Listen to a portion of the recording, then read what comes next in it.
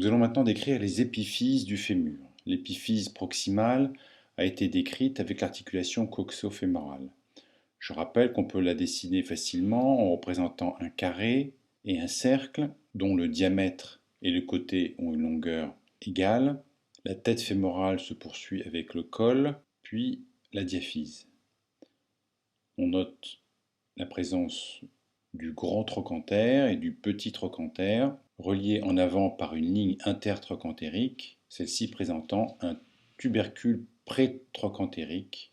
En arrière, les deux trochantères sont reliés par la crête intertrochantérique et le petit trochanter donne la ligne pectinée qui va participer à la constitution de la ligne âpre, qui est le bord postérieur du fémur. L'épiphyse distale est constituée d'un condyle et d'une trochlée. Alors voici une vue inférieure du fémur droit, montrant la trochlée fémorale et les condyles en arrière, ces deux surfaces articulaires étant en continuité. La trochlée fémorale s'articule avec la patella. On note que sa joue latérale est plus saillante, et ceci s'oppose à la luxation latérale de la patella. Sur un schéma équivalent montrant les trois os du genou, on retrouve cette trochlée fémorale avec la joue latérale plus saillante. Les deux condyles fémoraux s'articulent avec les plateaux tibiaux.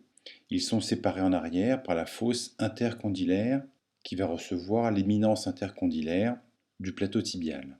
On note sur cette vue latérale que le rayon de courbure des condyles décrit une spirale dont le rayon décroît d'avant en arrière.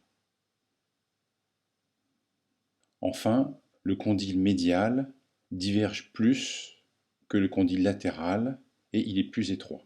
C'est ce que l'on voit avec ces lignes qui représentent l'axe des deux condyles et l'angle formé par un axe sagittal.